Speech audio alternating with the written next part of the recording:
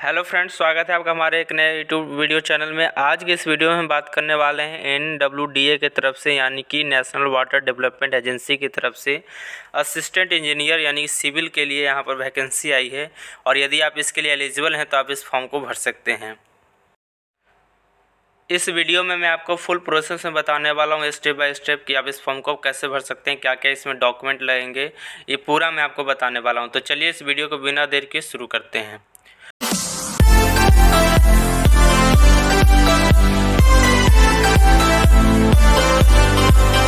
सबसे पहले आपको इसके साइट पर आ जाना है, जिसका लिंक मैं आपको डिस्क्रिप्शन बॉक्स में दे दूंगा। इसके लिए आपके पास सिविल इंजीनियर का आपके पास सर्टिफिकेट होना चाहिए और बीटेक का, और साथ ही साथ आपके पास गेट का आपके पास स्कोर कार्ड होना चाहिए 2020 या 2021 का आपके पास स्कोर कार्ड होना चाहिए। अगर इतना है तो आप इस फॉर्म को भर सकते हैं। तो सबसे पहले आपको इसका ऑफिशियल वेबसाइट पर आ जाना है। यहाँ पर आपको देख लेना है, यहाँ पर सबसे पहले आपको दिया हुआ है पोस्ट, आपको यहाँ पर सेलेक्ट कर लेना है। तो चलिए पोस्ट सेलेक्ट कर लेते हैं, असिस्टेंट इंजीनियर के लिए है। उसके बाद यहाँ पर अपना फुल नेम दे देना है। उसके बाद यहाँ पर डेट ऑफ बर्थ अपना चेक कर लें, आप यहाँ पर डेट ऑफ बर्थ अपना डाल लेना है। उसके बाद यहाँ पर ईमेल आईडी डाल देना है। उसके बाद मोबाइल नंबर इधर डाल देना है और उसके बाद फादर्स नेम डाल देना है, इधर मदर्स नेम डाल देना है।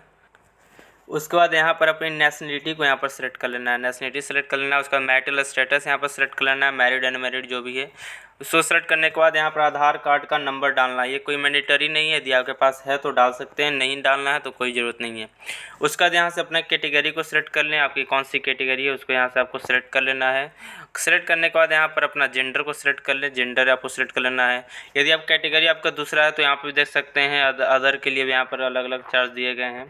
तो जो भी आपकी कैटेगरी है उसको आपको सेलेक्ट कर लेना है। इतना करने के बाद फिर आपको नीचे की ओर जाना है।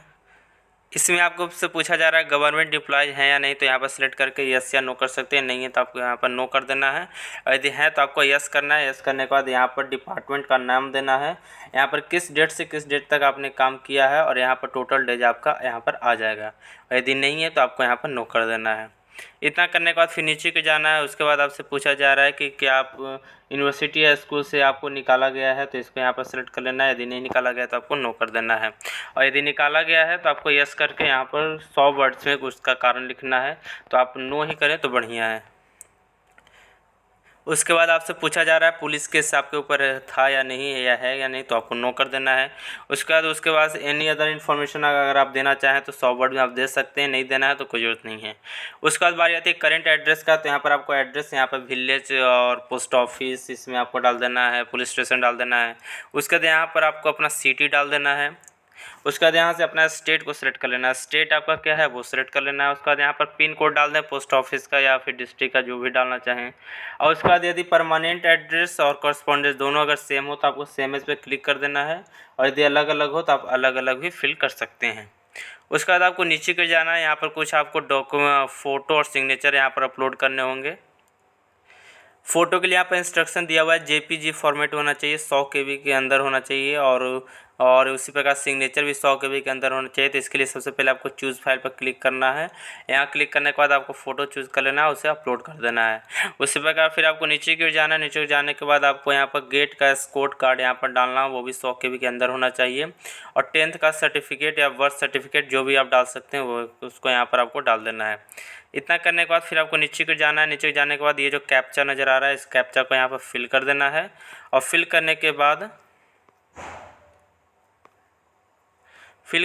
यहाँ पर आपको डिक्लेयर करना है। डिक्लेयर करने के बाद फिर यहाँ पर सबमिट रजिस्ट्रेशन फॉर्म पर आपको क्लिक कर देना है।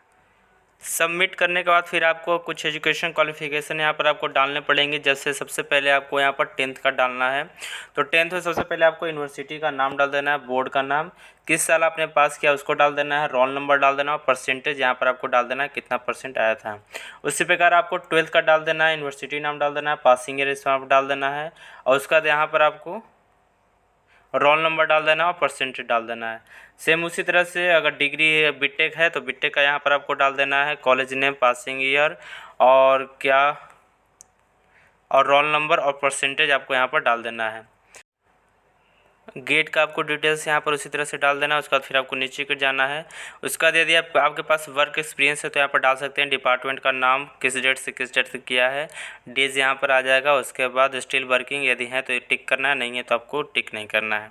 उसके बाद लैंग्वेज में यहाँ पर आपको डाल देना है। इतने सारे लैंग्वेज है, आप जो लॉन्ग लैंग्वेज यहाँ पर जानते हैं उसको यहाँ पर डाल देना। जैसे अगर आप इंग्लिश तो जानते होंगे तो इसको रीड, राइट, स्पीक तीनों कर देना। उसी प्रकार हिंदी भी आप कर सकते हैं।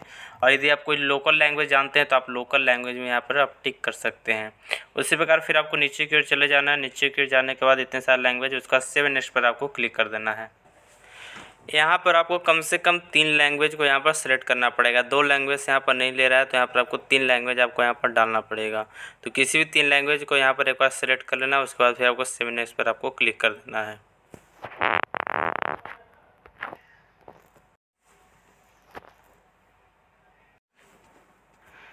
इतना करने के बाद फिर आपको अपना प्रीव्यू दिखाया जाएगा, जिसमें आपको यहाँ पर एक बार मैच कर लेना है सारा आपका सही है नहीं। उसके बाद फिर यहाँ पर आपको नीचे की ओर जाना है, आपको मैच करते चले जाना है, नीचे की ओर जाना है। आपको नीचे की ओर जाने के बाद फिर आपको यहाँ पर डिक्लेरेशन आएगा। डिक्लेरेशन में आपको एक बार देख लेना है। देखने के बाद फिर आपको प्रोसीड टू पेमेंट पर आपको क्लिक कर देना है। और यदि आपको लगी कोई गलती है तो आप कैंसिल करके यहाँ पर मॉडिफाई का एक ऑप्शन है, मॉडिफाई करके आप उसे सुधार कर सकते हैं।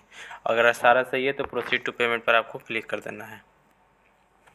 इतना करने के बाद आपका प्रोसीड कर जाएंगे आप ऑनलाइन में। उसके यहाँ पर पे ऑनलाइन पर आपको क्लिक कर देना है। इतना करने के बाद फिर आपको यहाँ पर ऑनलाइन पेमेंट कर देना है टोटल 840 रुपये का।